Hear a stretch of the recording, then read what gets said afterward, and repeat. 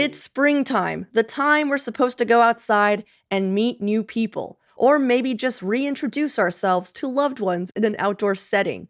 But what is there to do? Who even dates anymore? What even is a date? But don't stress, because today on CityCast Portland, Eden Dawn, author of the Portland Book of Dates and co-host of the We Can't Print This podcast, is going to share some ideas for first date activities, romantic hangs with longtime partners, or maybe just a fun day out with yourself. It's Thursday, April 27th. I'm Claudia Meza, and this is what Portland's talking about.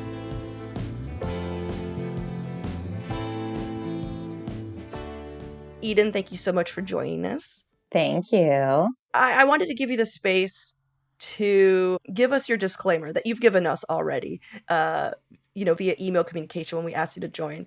Yes, it is an important disclaimer because whenever I come on and talk about dates to anywhere and anyone, I like to say I am not a dating expert. In fact, I've never even been on a dating app. But what I am is a fun expert.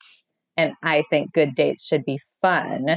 So I have lots of ideas how to have fun. I have been on many, many fun dates and recommended many fun dates for people. But when it comes to the actual relationship part, I say get a great therapist and go out, have some fun. And that's the extent of my advice in that world. Perfect. Thank you, Eden. So what is the recipe for a good date? So at this point, I have written in my journalism career and these books, thousands of dates, literally thousands of dates. And I've been on many bad ones to even get the good ones to make it into print. And I can say really good dates seem to come from, as I call them, a funtivity, which is a fun activity of some kind, drinks, which could be alcohol, could be non-alcoholic, and then, of course, snacks. It's basically a party. It's really basically the recipe for any good anything comes down to snacks, something fun happening. And when you just know that that's the cocktail for any good time, when you're out, as my husband and I were writing this book together, I would go on all these things and we're like, okay, well, we have the funtivity, but like, where are we going to get snacks after? Mm-hmm. And that was it. That's how it comes together. I've heard many a bad day go awry because somebody was like, we're going to go on this huge hike. I didn't plan about anything else. And so now we're all hungry. And it's like, this was the worst time. You know what? We're about to celebrate 10 years of being together. Most of our arguments just come from being trapped in a car when no one has snacks. There's like always it. Everything else in life is pretty easy. But if you're in an enclosed space and no one has any food, you're setting yourself up for trouble. It's true. Mm-hmm. And I also want to differentiate. There's so many different types of dates. You know, there's dates that you go out with your significant other that you've been together for years. There's dates that you're going out with platonic friends maybe. But there's also first dates. You know, I've never seen this person in my life. So where are some places in town you think are perfect for a first date? Because I know you, especially for women or women identifying people, you need a safe place. Yeah, you need a safe place. And the other thing is, though I haven't been single in a minute, I have been single many different times in my life. And people often just do the same thing over and over for a first date, which is like meet at my neighborhood bar and we sit here and we drink and we ask the same like 4 questions. Do you have siblings? Where did you grow up? Boring. We need more than that. It's not fun and everything begins to feel the same.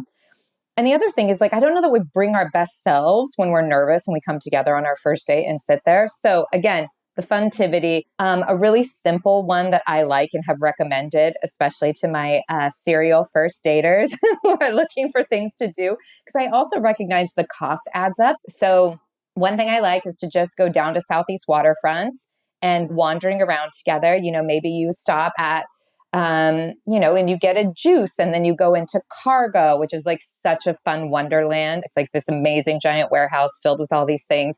And it's a fun thing when you're just like kind of window shopping and wandering around and somebody shows you like, here's an art book I love, or here's this beautiful vintage kimono.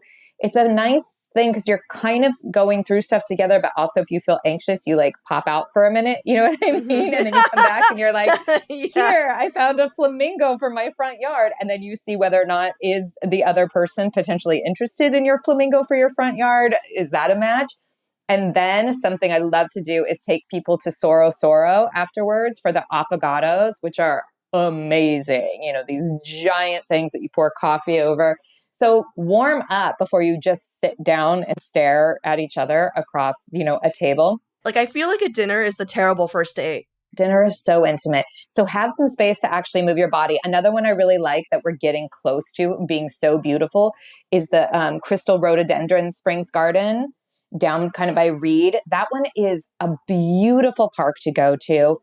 Take a blanket, pack some cheese and crackers and fruit. There's like 2,500 varieties of rhododendrons and azaleas that are about to spring to life. It's utterly beautiful. There's herons. It's such a pretty walk where you can just go around. And then when you're hungry, you sit down and you have a snack and you feel like Alice in Wonderland having a tea party. And it's, $5. And plus, if you go in the day, there's tons of people out, feels super safe. Yeah. So what I'm hearing is a good first date is one, you're able to move around. You're not Yes. sequestered with someone and you're just sitting staring into the freaking eyes for the first time for like hours. But I love the idea of being able to get away. I feel like that really speaks to me, especially because I need to recharge within like a 30-minute hangout sometimes. I'm just like, this is intense. I don't know you. Totally. Yeah.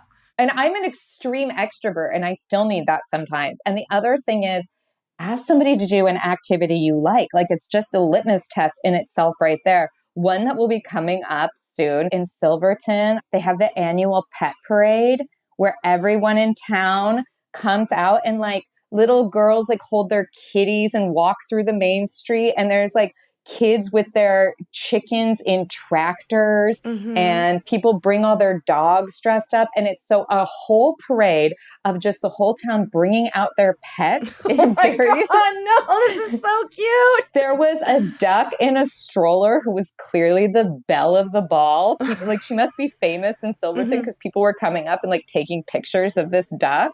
Oh my God. Now, if I had taken a fella to that date and he was like, this is weird, instantly I would be like, dumped. I break up with thee. We're not even together, but we're already broken up. Right? Like, I'm leaving you here. If you cannot get behind the joy of somebody. That's hilarious. Of little kids, like, pedaling their toy tractors with chickens in the back. Come on. Yeah. We're not for each other. Yeah. So definitely pick an activity that is very niche to you. Yes. So, like, I would take someone to, like, oh, there's going to be, like, a Lego convention. Would you like to go? But also, I don't fault them. It's one of those things where you seem to be very secure in your niche, like, interests. I think some other people would be like, well, nobody's going to like what I like. And I guess what I'm hearing is embrace it. Embrace your weirdness. See if that other person is also down.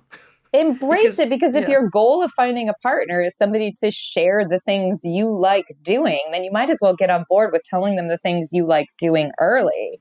You know what I mean? You don't want to be 6 years in and then finally tell them that every year you love going to the UFO Fest in McMinnville, which is also coming up in May, and another good entertaining date if you want to sit for a parade and have Chewbacca throw like Tootsie Pops at you, which is a thing that happened to me. That's amazing. Now that we're just talking about parades, Tillamook closes its entire city down for one parade. It's like July. And it ruins everyone's lives because it's like the only city that you can drive through to get to the coast sometimes. Get to the coast, yeah. But they'll shut it down and you'll be forced to watch this parade that is just so ramshackle put together. And of course, it's just like 5 Tillamook trucks just throwing cheese at people. And it's amazing. I mean, it's packaged, but also like kind of awesome because you're just like, it's so hot right now. Yeah, sure. Just give me some cheese. Let's go. Go. My visual image was somebody throwing handfuls of shredded cheese at the audience, and I'm going to continue to believe that instead. That's basically it. Yeah, that's basically it. Okay, let's take a quick break here. When we come back, some date ideas for couples who've been together for a while now.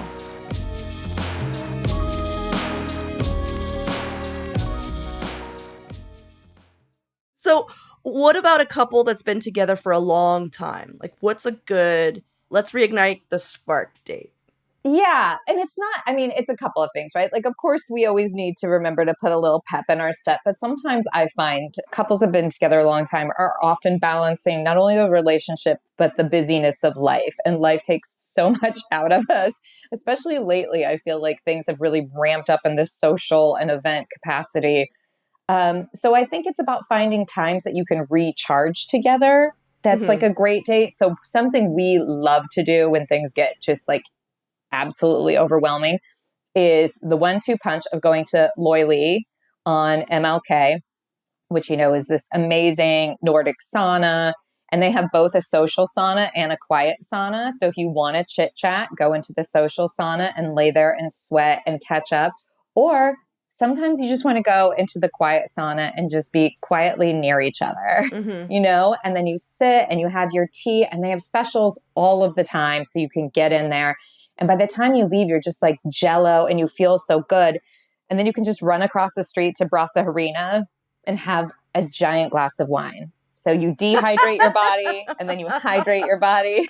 And then you're loopy for a week. And then what you do is you go home at like 6 p.m. and go straight to bed. And by the next day you wake up, you're like, I love you so much. That is a nice way to spend time together. Oh my God. I love that. Like, you're like, so you've been together for 10 years. All you really want to do is go to bed. This is how you get there. Yes, this is a giant sleeping pill. Giant sleeping pill. And then you know what? You wake up in a good mood, and then you have a little morning kissing, like you finally have rested enough. The other thing is like, I love we call them State of the Unions in our house, when you have to check in on all of the stuff, like where are we going for summer vacation? When are we going to put the new roof on the house? How can we afford this project? There are all those tedious things that you have to talk about because you're lovers, but you're also roommates. You know what I mean? And so for those, we like to do a big hike. Like just this weekend, we drove out to the gorge. And again, we always pack our trusty little picnic mini cooler. And we went on this long hike and we talked through all the tedious family things that we had to get through on our long list. And then we sat on the bluff overlooking the gorge and just like watched an eagle fly by while we ate, olives and caprese salad. And it's so much better. So I think that kind of stuff is nice. I've been in Oregon my entire life, and I have like traveled all over, and yet I still love the Trail of Ten Falls at Silver Creek Falls. Is one of my favorite things of all time. And then in our book, Portland Book of Dates, we have quite a few kind of like big ticket items. If you like have been together a long time and it's your 10-year anniversary, your 20-year anniversary, there's a hot air ballooning that you can do out in Newburgh, which is an utterly amazing thing to splurge on. But I say a good day also comes from like, what do I actually need right now? Sometimes I really want to spend time with my partner, but I also want to see my friends, and I'm overstrapped. So we have a lot of good group dates. One I love that's so silly and great is I am a diehard fan of Marrakesh in Northwest Portland, which has been around for like 30 some years. So you like go with a giant group of friends, you have belly dancers around, you share these big plates of food, and then you wander up to Voice Box in Northwest and, you sing Total Eclipse of the Heart. Wow, that's quite a range. I mean, literally, that's a hard song. Yeah. Well, I didn't say I was singing it well. I usually do the interpretive dance in the background. Yeah. And I think you've hit it all, because I've also been in a relationship for a very long time, and we do the exact same thing where sometimes we have like our dinner together, and then we hang out with a big group, and we do what our thing is Dark Ride. I don't know if you've ever heard of Dark Ride, but it's at the Avalon, and it's like this kind of all immersive video game experience where you sit in a chair that moves and you feel air blow at you, and you're wearing 3D glasses and you're just shooting random things. And every person we've taken has always just been like a little like, we're going to the Avalon, and we're like, no, you got a Dark Ride. And they go through and then they become Dark Ride fanatics because it's so much fun. And it's like a 5-minute game, but like your whole life you're just like, I was in there, I was shooting zombies. I was so scared. I love having those, we have this little cheat sheet in the back of the book that has things separated, because we also believe dates don't just have to be with your romantic partner. We have like things to do when your parents come to town, and we have things to do when you want to go on a solo date. Like a solo date I love is to go to Sweetie D and just like eat all the pastries, look out the window at everybody. Share them with no one. Share my pastry with no one. No, sorry, you can't have a bite. This is just for me. And like, that's such a nice day when you just need a little time to yourself. Take yourself on dates. Everybody can go on a date. We use the term very loosely. It just, to us, date is like, I'm blocking this time out in my calendar to enjoy something other than work. Now, that can be with your bestie, your mom, yourself, your partner, anybody. So I feel like we've given some good recommendations, mainly you, to people who are just like trying to think of great spring dates. What is, though, like for someone who just moved to town or someone who has maybe lived here so long, is no longer seeing Portland through like a newcomer's eyes, what is a quintessential Portland date? I mean, forever and ever, I'm going to say go to Darcel's. And I know we just lost our queen, but Poison Waters, who is the MC there, is one of my old and dear friends. Oh, she's going to be mad I said old. I should have said longest friends. You know, Darcel's has been a drag cabaret and in Old Town since 1967. And what they have done in the community they have built, I truly believe it is a magical experience. And I love to take people when they come to town because you walk in and it is just, to me, feels like Portland in a different era. And I love it. Go to the Hoxton, have some fancy cocktails. If it's nice weather, be up on the rooftop, go to Tope, look out at the city, then go over to Darcel's, and it's a thing I just love. And again, great litmus test. If you try to take your partner and they're like, I'm not really interested, dump. Instantly dump. I just want to have you back on just so we don't talk about dates. We just talk about when to dump someone. Just like, all right, they're out. Sounds great. Give me scenarios. Dump.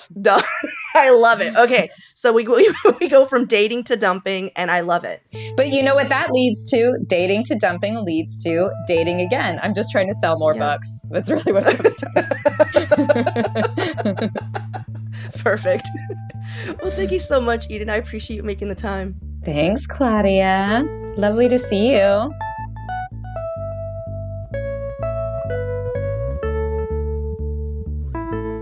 And now for your microdose of news. Next year, gas-powered delivery trucks will likely be banned from a 16-block area of downtown Portland.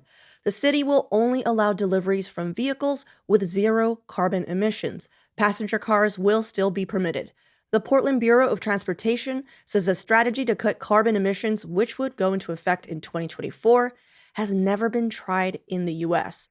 So you guys, this is going to be really interesting. And Oregon distillers want support from the state to establish their own Oregon Spirits Board.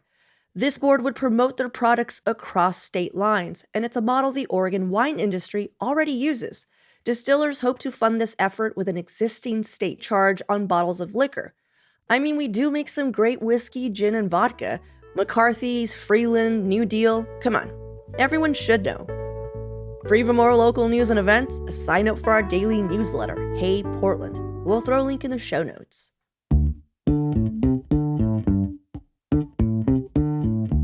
That's all for today here on CityCast Portland. If you enjoyed the show, share it with a friend or rate or leave us a good review. It'll really help us out. We'll be back tomorrow morning with more from around the city. Until then, see you at Slim's.